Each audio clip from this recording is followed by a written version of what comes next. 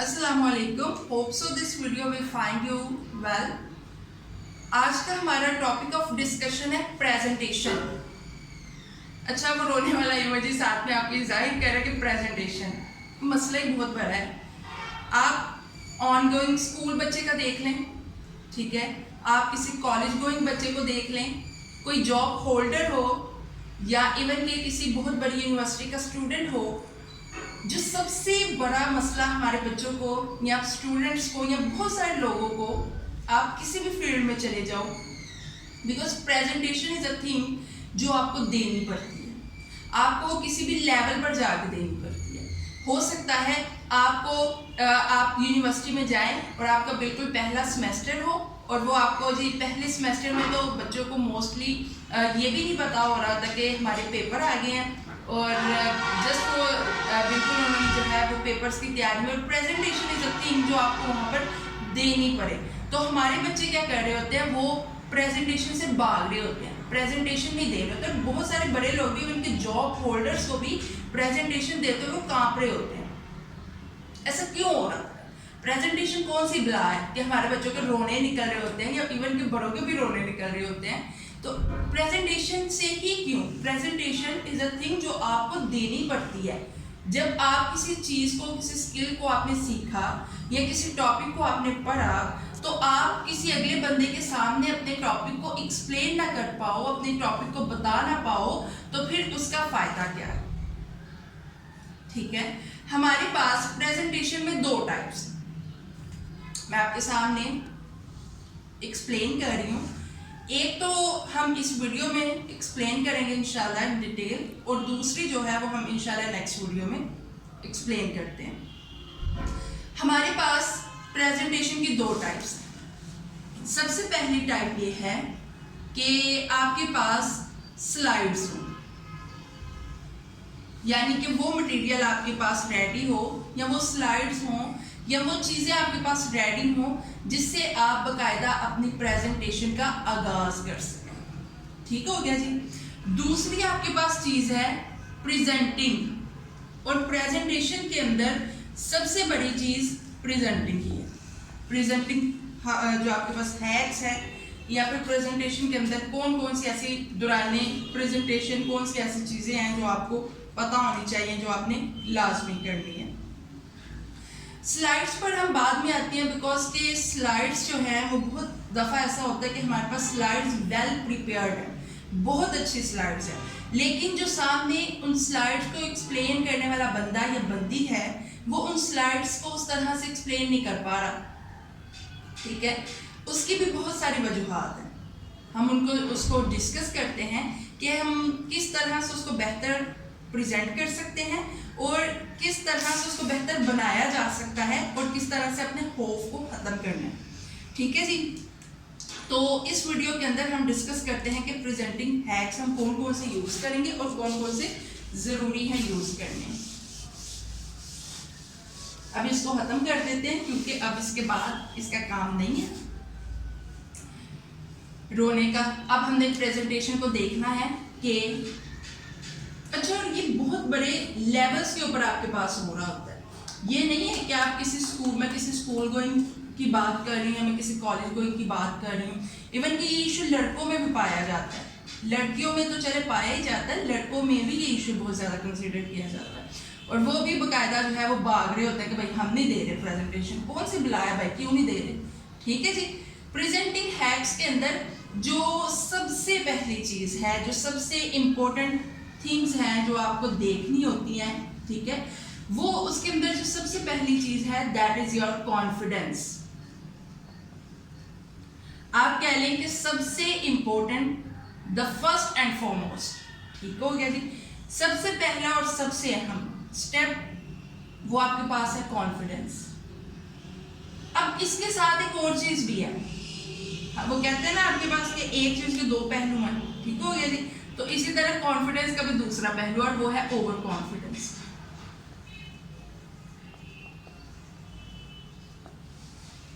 एक होता है कॉन्फिडेंस. कॉन्फिडेंस के लेवल तक चीजें ठीक रहती हैं, लेकिन जब आप ओवर कॉन्फिडेंस में जाते हो तो चीजें आपकी खुद ब खुद खराब होती हैं. ठीक है, तो ओवर कॉन्फिडेंस तो पहली बात है कि ये आपने अपना ख़त्म करना है, ये आपके लिए नो। ओवर कॉन्फिडेंस की तरफ ना जाए, आप कॉन्फिडेंस की तरफ मूव करें। कॉन्फिडेंस कैसे आएगा? पहली बात तो ये है कि बिल्कुल पहली प्रेजेंटेशन में नहीं आएगा, लेकिन क्या होगा, आपका समहाउ वो लेवल बूस्ट करेगा। ठीक है, अब आपके पास आगे के ये जो कॉन्फिडेंस है, सबसे पहली चीज़ तो ये आ गई कि आपने जब प्रेजेंटेशन देने के लिए खड़े होना है, यानी दुराने presentation you should look like a confident guy. ठीक है, आपको कॉन्फिडेंस अगले बंदे को शो करवाना है कि मैं चाहे अंदर से कांप भी रही हो, लेकिन आपको ये शो करवाना है कि मैं कॉन्फिडेंस के साथ खड़ा हूँ। ये वो चीज़ें हैं जो बिसाइड योर प्रेजेंटेशन है। ठीक है, ये चीज़ें आपने देखनी है। जो दूसरी चीज़ है वो ये है कि आप नर्वस ना हो। हमारे मोस्टली जो लोग हैं वो क्या कर रहे होते हैं, वो नर्वसनेस की तरफ जा रहे होते हैं, हाथ कांप रहे होते हैं। ठीक है जी, और फिर दूसरी जो चीज़ हो रही होती है वो क्या हो रही होती है कि वो अगर आप बोर्ड के ऊपर काम कर रहे हैं तो वो सिर्फ बोर्ड के ऊपर देखते जाएंगे और करते जाएंगे और पढ़ते जाएंगे। दिस इज नॉट, आप प्रेजेंटेशन दे रहे हैं। प्रेजेंटेशन का मतलब ये है कि आपके सामने जो आवाम बैठी है, जो ऑडियंस आपके सामने मौजूद है, जो बैठी हुई है, आपने उनको अपनी तरफ अट्रैक्ट करना है। या आपकी जो प्रेजेंटेशन की जो पहली लाइन है या आपका जो पहला इंट्रोडक्शन है वो आपका सॉलिड होना चाहिए। वो इतना स्ट्रॉन्ग हो कि अगर दरमियान में कहीं 19-20 आपसे होता है तो वो आप उधर उसको कवर कर जाएं, और वो बगैर नर्वसनेस के होना चाहिए। ठीक है, नर्वसनेस का वहां पर कोई काम नहीं। ये ना हो कि आपके हाथ कांप रहे हो और आप उधर खड़े हो। अगर हाथ कांप रहे हैं तो हाथ में कोई पेन वगैरह पकड़ लें, अपना मोबाइल पकड़ लें, या एक हाथ आप अपना डाइस पे रख सकते हैं, दूसरे को आप अगर लड़का है या लड़की है तो वो उसको अपनी कोई जैकेट पहनी हो उसकी जेब में कर ले। और जो आपकी हैंड की जो मूवमेंट होती है वो बहुत अहम होती है। आपको अपने टॉपिक और अपने वर्ड के लिहाज से अपने हैंड की मूवमेंट देनी होती है। ठीक हो गया जी, तो नर्वसनेस का वहां पर कोई काम नहीं है। तीसरी जो चीज है, अच्छा अगर इसमें और भी एक चीज़ है कि अगर आप ज़्यादा नर्वस हो रहे हो तो अपनी प्रेजेंटेशन को देने से पहले आप कोई 8 से 10 टाइम जो है पहले उसको आप मिरर के सामने खड़े होकर प्रेजेंटेशन दे दें। बिल्कुल वैसे ही तैयार करें, आप समझें कि मिरर मेरी ऑडियंस है। ठीक है, और ये बहुत अच्छा आप कह रहे हैं आजमूदा टोटका है कि आप इसको मिरर के सामने खड़े होकर दें। इसके अलावा आप कोई ऐसी जगह देखें जहाँ पर लोग मौजूद हो, जैसे आप किसी ग्राउंड में या अगर किसी यूनि में आए तो वहाँ पर किसी दरख्त के सामने खड़े हो लग जाए। ठीक है, कि भाई प्रेजेंटेशन दे रहा हूँ। इसके बाद जो अगली चीज है वो हमारे पास आता है आई कांटेक्ट। आपका जो आई कांटेक्ट है ये बहुत मैटर कर रहा है। यानी आप प्रेजेंटेशन दे रहे हैं, आप प्रेजेंटेशन के दौरान आपको आई कांटेक्ट देना पड़ता है। हो सकता है आपके जजेस बैठे हों, कोई पैनल हो, ठीक है, या स्टूडेंट्स हों। ठीक है, अगर किसी जॉब की जगह पर कोई आपकी मैनेजमेंट के लोग बैठे हों, कंपनी के लोग बैठे हों, तो आई कांटेक्ट इज मैटर। हाँ, ये हो सकता है कि अगर आपको ज़्यादा उसके अंदर इश्यूज आ रहे हैं, भाई अगर कोई लेट्स सपोज की लड़की या वो नहीं देख सकती, तो आप ऐसा कर सकते हैं कि जो बंदा या जो बंदी बैठी हुई है आप उसकी थोड़ी लेफ्ट या थोड़ी राइट की तरफ देख लें, आप बिल्कुल आइज में ना देखें। ठीक है, इसके अलावा जो है अगली चीज़ जो हमारे पास आती है,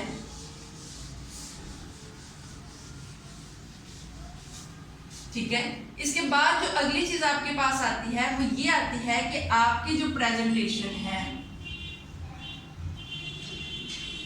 उसके अंदर स्पेलिंग मिस्टेक्स ना हो। ये बहुत बुरा इम्पैक्ट डाल। ठीक है, आपकी जो प्रोनाउंसिएशन है वो अच्छी हो, वो कम से कम ऐसी हो कि जो सुनने वाले हैं या जो देखने वाले हैं वो आपकी बात को अच्छे से देख और सुन सके। स्पेलिंग्स प्रोनाउंसिएशन के बाद हमारे पास यानी कि जो प्रोनाउंसिएशन है वो आपके अगले बंदे को सॉफ्ट गुजरे। ठीक है, लाइक जैसे मैं कह रही हूँ प्रेजेंटिंग, आप प्रेजेंटिंग भी कह सकते हैं, प्रेजेंटेशन भी है। ठीक है, तो वो वर्ड आप यूज़ करें जो अगले बंदे को सॉफ्ट गुजरे। आपकी जो स्पीकिंग है वो सॉफ्ट होनी चाहिए, आपकी आवाज़ जो है वो लाउड होनी चाहिए, आपकी जो पिच है, ठीक है, पिच आपकी जो है वो कई जगहों पर ज़्यादा होती है, कई जगहों पर कम होती है, कहीं आपको वर्ड की स्ट्रेस देनी पड़ती है, कहीं आपको वर्ड को स्ट्रेस नहीं देना पड़ती। तो ये वाली चीज़ें भी आपके पास मैटर कर रही होती हैं। उसके बाद जो हमारे पास इसके अंदर जो सबसे अहम चीज़ आती है वो ये आ रही होती है कि हमारे पास जो सबसे लास्ट पे, यानी कि बिल्कुल जब हम अपनी प्रेजेंटेशन को ख़त्म कर लें तो लास्ट पे जो हमारे पास चीज़ आती है दैट इज़ द क्वेश्चंस। अब सवाल मैं आपके नहीं कह रही, आपकी प्रेजेंटेशन के अंदर जो आखिरी स्लाइड होती है उसके अंदर आप कहते हैं जी क्वेश्चंस। तो आपको वहाँ पर 2 से 3 मिनट के लिए खड़ा होना चाहिए। आप वहाँ पर रुकें, आप एनी क्वेश्चन की जो स्लाइड है उसको ओपन करें, यानी बिल्कुल लास्ट पे जब आप अपनी प्रेजेंटेशन को ख़त्म कर लें, और आप वेट करें 2 से 3 मिनट। अगर कोई सवाल पूछना चाहे तो वेल एंड गुड, आप उसको एक अच्छे वे में, प्रॉपर वे में आप उसको आंसर करें। जितना आपको उस चीज़ के बारे में, पहली बात तो यह है कि आप जब प्रेजेंटेशन के लिए खड़े हों तो आपका जो टॉपिक हो आपने उसको इस तरह से प्रिपेयर करना है, उसके बारे में नॉलेज, उसकी बेसिक्स, उसकी फाउंडेशन, आपने उसको इस हद तक करना है। आपने समझना है कि जो अगले बंदे बैठे हुए हैं इनको कुछ भी नहीं पता, ये सिफर है, ठीक है। आपको इस तरह से समझना है जैसे हमारे अमूमन घरों में कोई बच्चा जो होता है वो स्कूल जाता है, बिल्कुल जब उसको कुछ नहीं पता होता तो हम उसको ABC से लेके चलते हैं। तो आपने अपने टॉपिक को ABC से लेके जाना है। आपने कहना है कि सामने वाले को कुछ नहीं पता, इसको जो बताना है वो मैंने बताना है, ठीक हो गया जी। फिर आपने सवालों को भी ऐसे तैयार करना है। और अगर लेट्स सपोज ऐसा भी बहुत दफ़ा होता है कि कोई सवाल पूछे और हमें उस सवाल का जवाब ना आ रहा हो, ठीक है, तो उस केस में आप क्या कर सकते हैं? उस केस में आप ये कह सकते हैं switch to the next question. लेकिन इसको भी कहने का एक तरीका है। जैसे होता है ना, सर मुझे छुट्टी चाहिए, सर काइंडली मुझे छुट्टी चाहिए, अगर आपकी इजाज़त हो तो मैं चली जाऊँ। दोनों में ज़मीन आसमान का फ़र्क है। पूछने का तरीका बहुत मैटर करता है, बताने का तरीका भी बहुत मैटर करता है। आप उनको ये भी तो कह सकती हैं, sir according to my best knowledge the answer is this but I will check later, I will check this one, ठीक है। आप वहाँ पर जो आपका जो चीज़ काउंट हो रही होती है वो आपका पॉजिटिव बिहेवियर भी है, ठीक है। अगर आप वहाँ पर रैश, अगर आपका जो बिहेवियर होगा वो बिल्कुल तबाहकुन होगा, बिल्कुल इस तरह का होगा, भाई मैंने नहीं सीखना। ये बात याद रखें कि हम इंसान है ना, हम हर टाइम लर्निंग के फेज में होते हैं, ठीक है, सीखने के मराहिल में हम होते हैं। ये नहीं कि हम बिल्कुल परफेक्ट हैं, परफेक्ट तो इस दुनिया में कोई चीज़ नहीं है ना, तो परफेक्ट की तरफ हम नहीं जा रहे। आपको अगर कोई लेट्स सपोज अगर वो कहते हैं भाई ये चीज़ इस तरह नहीं है, इस तरह, आप पहली बात तो ये कि अगर वो आपकी नॉलेज में है तो आप उनको आंसर करें, ठीक है। और अगर आपको फिर भी लग रहा है कि भाई इसके अंदर कोई वो बार बार रेजिस्ट कर रहे हैं तो आप उनको ये कह सकते हैं कि सर मेरी नॉलेज के मुताबिक इसका आंसर ये है, ठीक है, लेकिन मैं इस चीज़ को चेक ज़रूर करूँगी। ये आपका जुमला ही बहुत अच्छा था, सोचिए, ठीक हो गया जी। इसके अलावा जो आप प्रेजेंटेशन के लिए खड़े होते हैं, प्रेजेंटिंग हैक्स, ये जो आपके पास प्रेजेंटिंग हैक्स हैं, आपके हॉक्स आप इसको कह सकते हैं जी। आपके पास अमेरिकन, ब्रिटिश, इंग्लिश है, वहाँ पर जो सारी प्रोनाउंसिएशन है वो तब्दील होती है। अब यहाँ पर आपके पास जो है क्वेश्चंस, ठीक है, ये हमारे पास हो गई। उसके बाद आप प्रॉपर थैंक यू कहें और आप चले जाएं, ठीक है जी। अब यहाँ पर हमारे पास एक और भी होता है। बस दफ़ा ऐसा होता है अगर आप कॉलेज गोइंग है, स्कूल गोइंग है, तो वहाँ पर ना ग्रुप में प्रेजेंटेशन दी जा रही होती है, आप इंडिविजुअली प्रेजेंटिंग का काम नहीं कर रहे होते, बस दफ़ा कर रहे होते हैं, बस दफ़ा नहीं भी कर रहे होते। तो जो दूसरा मेंबर होता है उसको बुलाने का, उधर उसको स्टेज पे या उसको बोर्ड पे बुलाने का एक तरीका है, ठीक है। आप बाकायदा ऑडियंस को बताएं ना, उनको बताएं कि भाई इससे अगला पार्ट जो है वो ये बंदा हो क्या रहा होता है कि जी मैंने अपना ये 2 स्लाइडें की और ये ठीक है जी, अल्लाह हाफिज़, मैं जा रहा हूँ।